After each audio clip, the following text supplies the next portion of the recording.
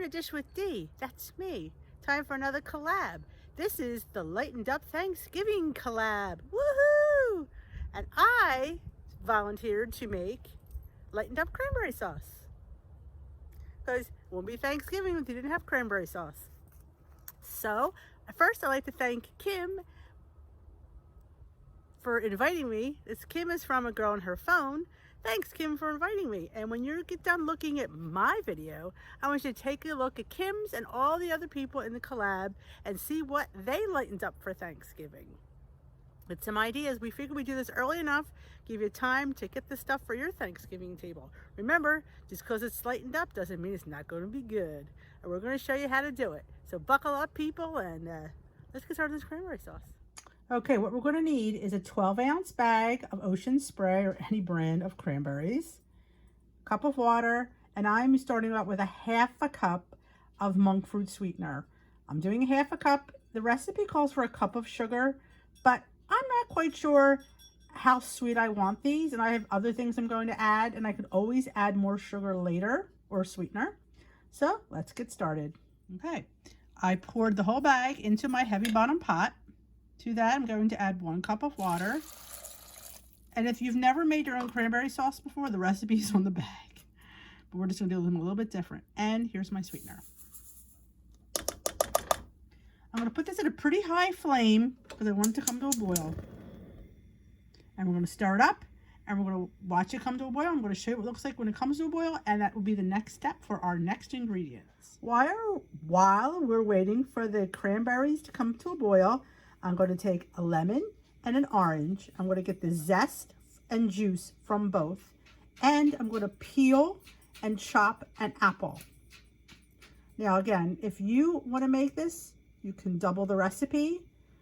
I usually do 2 bags because we like cranberry sauce here. So like I said, you could either use it this way or you can double it. And the cranberries are starting to make noise. Let's take a look. They will all pop, and you think to yourself, is it going to have skins in there? Nope, not a skin will be found. It's amazing how they just disintegrate. Give it a stir. Not quite up to a boil yet, but it's getting there. Like I said, cranberry sauce is very easy to make. And what I would do is I would make it days before. Like Thanksgiving is Thursday, I'd make this Tuesday. That's one less thing you have to worry about, and it's done and sitting waiting for you. And the apple, there's pectin in natural apple that comes naturally in apples. That will help thicken the cranberry sauce. So when you see this when we're done, you're going to see how thick it becomes once it cools. So let's let this come to a boil, and I'll show you the rolling boil and the popping skins. Listen closely. Here's one popping.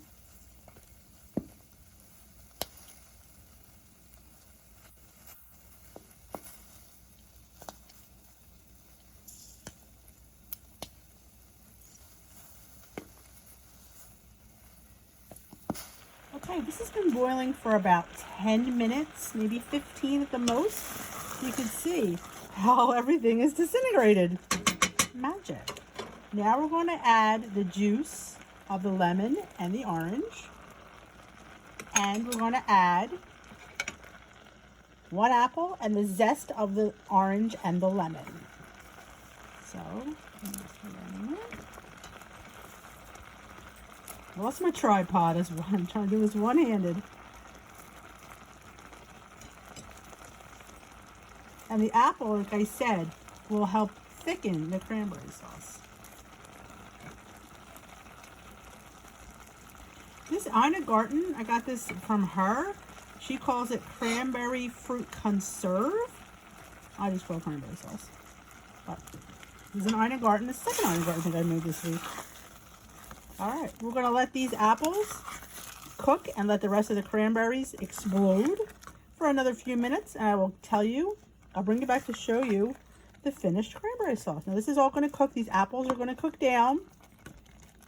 You will taste them a little bit, but you know what? It really tastes good in here, I have to say. So yeah, so let's let these cook a little bit. I'll bring it back in a little bit. Okay, this has been bubbling for about 15 more minutes.